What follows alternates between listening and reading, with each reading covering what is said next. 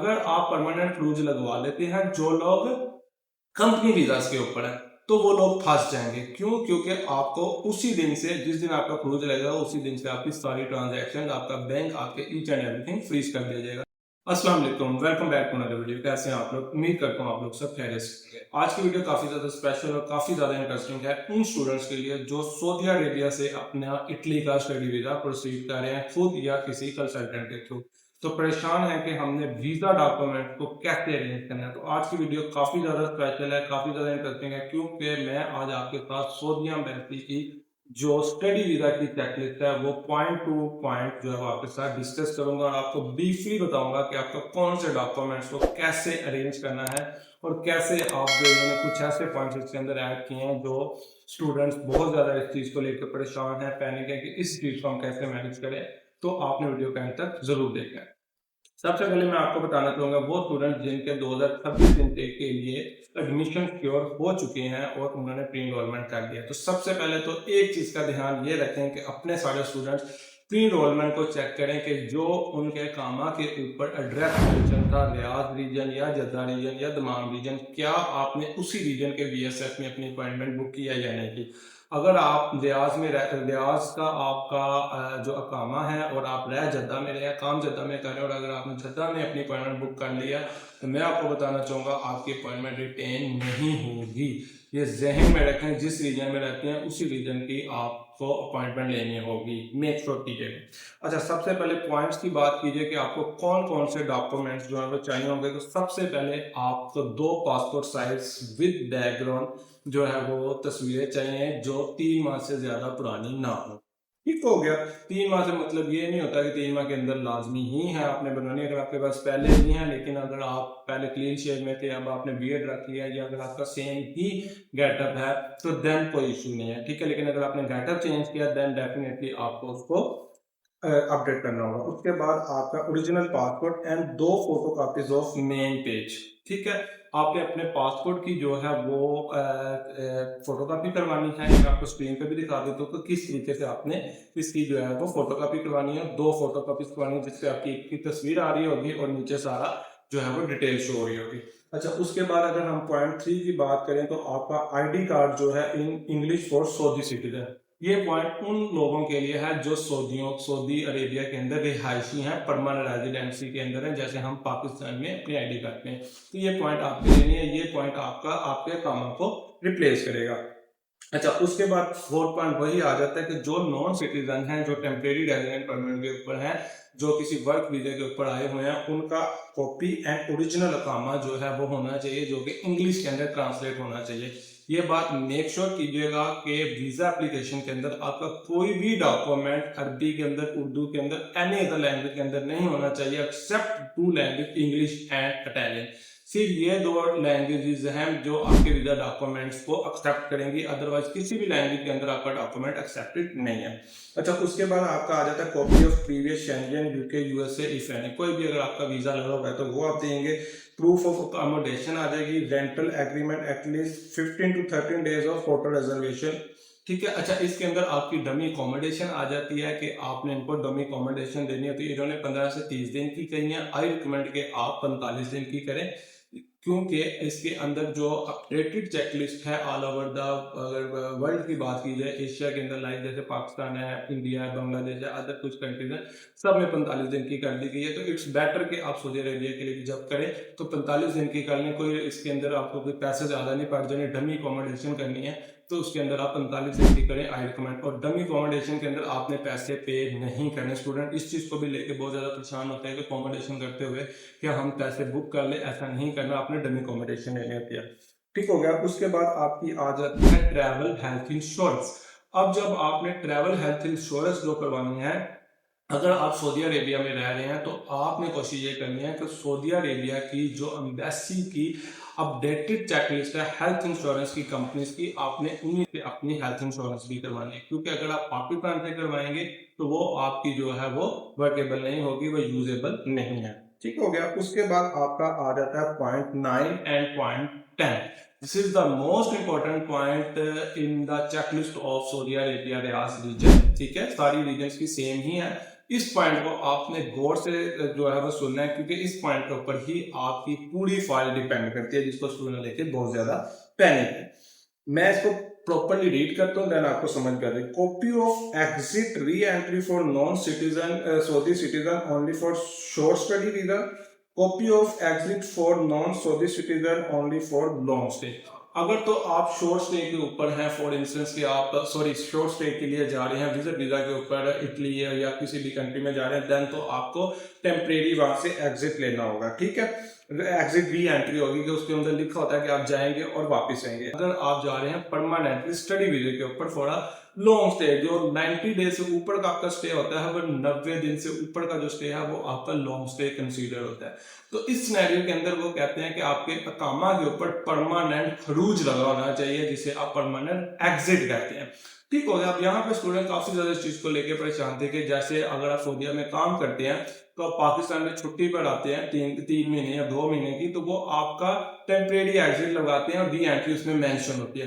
But जब आप 90 दिन से ऊपर के लिए सऊदीया से बाहर जा रहे हैं तो वो कहते हैं परमानेंट खरूज लगवाएं। अब यहाँ पे पॉइंट ये डिस्कस करने वाला है कि अगर आप परमानेंट खरूज लगवा लेते हैं according to your dummy ticket, क्योंकि जब आप एम्बेसी के अंदर अपनी फाइल जमा कराते हैं तो आपने टिकट की भी देनी होती है कि मैं एक्सपेक्टेड इस डेट को यहाँ से ट्रैवल करूंगा। अब फॉर एग्जांपल अगर आपने अगस्त की 5, 10 या 15 तारीख को अपनी फाइल एम्बेसी में सबमिट की और आपकी क्लासेस हैं नॉर्मली 7 सितंबर से लेकर 10 सितंबर तक, आपने अपनी डमी टिकट शो करवाई है 5 सितंबर की, तो जो चेकलिस्ट है वो ये कहती है कि आपका कफील आपको एक परमानेंट खरूज का लेटर दे जिसके अंदर मेंशन हो कि ये बंदा यहाँ से 5 सितंबर से चला जाएगा आपके। तब जब आप ये खरूज ले लेंगे तो आपके वहां के तमाम बैंकिंग जो भी चीजें हैं सारी की सारी फ्रीज कर देंगी, कोई भी ऑपरेशनल नहीं रहेगी।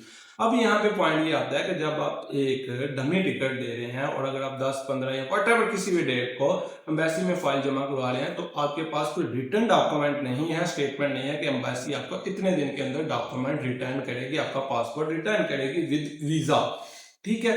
अगर तो आपके पास ये डेट हो देन तो आप खरूज लगवा सकते हैं, लेकिन जब आपके पास डेट ही नहीं है, अगर आपने 10 तारीख को दिया और आपने अपनी टिकट जो है 5 सितंबर की बुक किया और आपकी फाइल वापस मिलती है 15 सितंबर को, तो टेक्निकली अगर आपने खरूज लगवा लिया तो 5 सितंबर को आप वहां पर इलीगल हो जाएंगे। तो इस सिनेरियो से बचने का बेहतरीन हल ये है, इसको टेक्निकली आपने लेकर चल रहा है कि जो आपका कफील है, ठीक है, जिसने आपको अकामा लेकर दिया है, जो आपका एजेंट है, आपने उसको कहना है कि इसको मुझे इस तरीके से लिख कर दो, जो जैसे एनओसी होता है कि ये बंदा मेरे पास इस कंपनी में काम कर रहा है, ठीक है, इस तरीके की इसने फ्लाइट डमी टिकट शो की है। अगर इसका वीजा लग जाता है तो after visa approval of visa acceptance of document within 1 week और विद इन अ मंथ, जो भी उसको अर्ली जो टिकट अवेलेबल होगी, फ्लाइट अवेलेबल होगी, वो वहां से फ्लाई करने का पाबंद होगा। इस सिनेरियो के अंदर आप सिर्फ बच सकते हैं अगर आप परमानेंट क्रूज लगवा लेते हैं। जो लोग कंपनी वीजा के ऊपर है तो वो लोग फंस जाएंगे। क्यों? क्योंकि आपको उसी दिन से, जिस दिन आपका क्रूज लगेगा उसी दिन से आपकी सारी ट्रांजैक्शन, आपका बैंक, आपके ईच एंड एवरीथिंग फ्रीज कर दिया जाएगा। तो वो लोग जो बिजनेस ओनर्स हैं, जिनका अपना बिजनेस है, उनके लिए तो इश्यू नहीं है, वो इजीली अपना जो है स्टेटस को कन्वर्ट करवा सकते हैं। बट जो किसी कंपनी पे रोल के ऊपर है, उनके लिए इस चीज को मैनेज करना बहुत ज्यादा मुश्किल हो जाएगा। तो इस चीज को आपने मेक श्योर करना है कि परमानेंट क्रूज नहीं लगवाना। इसके अंदर आपने जो डॉक्यूमेंट लिखवाना है उसके अंदर आपने शीट लिखवानी है, ये नोट लिखवाना है कि भाई मेरा वीजा अगर जिस दिन को आएगा, मैं उसी वीक के अंदर जो अवेलेबल फ्लाइट मुझे होगी, मैं उस दिन यहाँ से फ्लाई करने का पाबंद करूंगा। ठीक है, इसी वजह से उन्होंने 6 माह की, जो 3 माह की कामी की वैलिडिटी मांगते हैं, जिसे मैं 6 माह का कहता हूँ कि आप शो करवाएं, वो इसी पर्पज के लिए होती है। अब पॉइंट अगले की बात करते हैं तो यहाँ पर आ जाता है प्रूफ ऑफ फाइनेंशियल। अच्छा, यहाँ पर भी स्टूडेंट बहुत ज्यादा परेशान है। मैं ऑलरेडी प्रीवियस वीडियो में भी बता चुका था कि भाई एम्बेसी की जो प्रीवियस रिक्वायरमेंट थी तो 6072 सुई। मैं रिकमेंड क्या करता था कि भाई 10,000 से ऊपर शो करो, पाकिस्तानी 40 लाख और अप्रोक्सीमेटली रियाल के अंदर आपका बनता है 50,000 रियाल। ठीक है, अब स्टूडेंट यहाँ पे परेशान है कि भाई जो उनको चेकलिस्ट के थ्रू, जो इनको अपॉइंटमेंट के थ्रू बीएसएफ के साथ चेकलिस्ट मिली है, उसके अंदर उन्होंने मेंशन किया है मिनिमम 500 यूरो पर मंथ। उस हिसाब से 12 मंथ की आपकी बनती है 6,000 यूरो। ठीक है, अब स्टूडेंट यहाँ पे ये भी मिसकैलकुलेट करते हैं कि 6,000 यूरो का तो हमें 6,000 यूरो करवानी है। ठीक है, नहीं, जो एम्बेसी की चेकलिस्ट है ना उसके अंदर, क्योंकि ऑल ओवर द वर्ल्ड ये सिनेरियो चेंज हुआ है, 10,179 यूरो इन्होंने ऑल ओवर द वर्ल्ड कर दिया। तो अब जो चेकलिस्ट अपडेटेड आई है उसके अंदर भी 10,179 यूरो है। बट आई रिकमेंड कि अगर तो आपके पास फंड्स अवेलेबल हैं देन डेफिनेटली आपने 10,179 नहीं, इससे ज्यादा की 12,000 यूरो की अराउंड बैंक स्टेटमेंट शो करवाएं। उसकी सर्टेन रीजन ये है कि आपकी इसमें फीस इंक्लूड नहीं होती। ठीक हो गया। फर्दर मैं बैंक स्टेटमेंट के ऊपर एक डिटेल वीडियो आपके साथ शेयर करूंगा जो इसके अंदर इन्होंने पॉइंट मेंशन किया है जिसको स्टूडेंट लेके काफी ज्यादा परेशान होते हैं कि भाई फैमिली मेंबर को होना जरूरी है, यहाँ पर सारे फंड्स को होना जरूरी है। इस पॉइंट के ऊपर मैं एक प्रॉपर वीडियो बनाऊंगा क्योंकि बाकी वीडियो काफी ज्यादा लेंथ हो जाएगी। नेक्स्ट अगर बात करते हैं तो आपकी आ जाती है कॉपी ऑफ प्री इनरोलमेंट। ठीक है, प्री इनरोलमेंट की समरी आपने लगानी है। उसके बाद अगर हम बात करते हैं तो आपका अगर कोर्स आप इटालियन में जा रहे हैं तो डेफिनेटली B2 लेवल का आपने इटालियन इनको सबमिट करना है लैंग्वेज सर्टिफिकेट। अगर आप इंग्लिश लैंग्वेज कोर्स के ऊपर जा रहे हैं तो डेफिनेटली आपका मीडियम ऑफ इंस्ट्रक्शन आएगा। मीडियम ऑफ इंस्ट्रक्शन के साथ अगर आपने IELTS PT कुछ भी किया हुआ है फॉर मास्टर तो B2 लेवल 6.5 और PT 62 से अब आप होना चाहिए। ठीक है, अगर बैचलर के लिए जा रहे हैं तो IELTS आपका 5 से 5.5 है और 52 आपका PT आ जाता है। ठीक हो गया। अच्छा, उसके अलावा वो स्टूडेंट्स भी इस चीज को लेकर काफी ज्यादा परेशान है कि भाई अगर मेरा मीडियम इंस्ट्रक्शन की बेस पे एडमिशन हुआ तो मैं मेरे पास नहीं है ना मैं PT है तो मैं इसको कैसे जस्टिफाई करूं। तो उसका सिंपल जो इन्होंने एक तरीका मेंशन किया वो ये है कि अगर आपकी यूनिवर्सिटी आपको एक अजम्पशन सर्टिफिकेट दे देती है जिसके अंदर मेंशन हो कि आपकी reading, listening, writing and speaking जो है वो B2 लेवल के अकॉर्डिंगली है, देन आप जो है वो IELTS PT या TOEFL सबमिट करने की जरूरत नहीं है। ठीक हो गया। उसके अलावा इन्होंने मेंशन किया कि एडिशनल कोई भी डॉक्यूमेंट्स आपसे जो है वो रिक्वायर्ड कर लिया जाएगा। एट द एंड अगर मैं बात करूं तो इन्होंने एक नोट दिया है जो कि मैं स्क्रीन के ऊपर भी आपके सामने शो हो रहा है कि citizen of Pakistan, Afghanistan, Iraq, फलस्तीन, ठीक है, एंड ट्रैवल डॉक्यूमेंट्स होल्डर, उन्होंने कहा है कि उनके पास with the 3 letter code XXA or XXB appearing in the ICAO need to provide full name of mother and father and it must result from your birth certificate। तो अगर आप अपना प्रोसेस सऊदी अरेबिया से कर रहे हैं तो आपने अपना बर्थ सर्टिफिकेट उसके साथ अटैच करना है जिसमें आपका नाम, आपकी मदर का नाम और आपके फादर के नाम के साथ मेंशन होना चाहिए।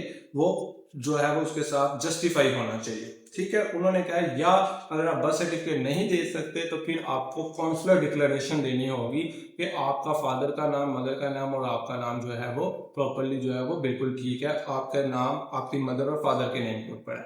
ठीक है जी। तो ये थी आज की डिटेल वीडियो जिसके अंदर मैंने आपके साथ डिटेल के साथ सऊदी अरेबिया की जो चेक लिस्ट है अपडेटेड वो आपके साथ ब्रीफली पॉइंट टू पॉइंट जो है वो डिस्कस कर दिया कि आपने किन पॉइंट्स को किस तरीके से लेकर चलना है। ठीक है, तो अगर आप अपना प्रोसेस हमसे भी करवाना चाहते हैं तो स्क्रीन पे मेरा नंबर जो है आपके सामने शो हो रहा है, आप डायरेक्ट मुझसे रब्ता करके अपनी फाइल की असेसमेंट भी करवा सकते हैं और पाकिस्तान से सऊदीया का अपना जो है सऊदीया से इटली का प्रोसेस भी करवा सकते हैं। ऑलरेडी हमारे कुछ केसेस चल रहे हैं। ठीक है, तो वो स्टूडेंट जिनकी फाइल 2026 इनटेक के लिए सितंबर में जो है वो इन्होंने सबमिट करनी थी और डॉक्यूमेंट्स को लेकर काफी ज्यादा परेशान है कि हम इन पॉइंट्स को किस तरीके से बैंक स्टेटमेंट को कैसे मैनेज करें, तो आप हमसे डायरेक्ट रब्ता भी कर सकते हैं। इंशाल्लाह मिलेंगे नेक्स्ट वीडियो में। टिल देन अल्लाह हाफिज़।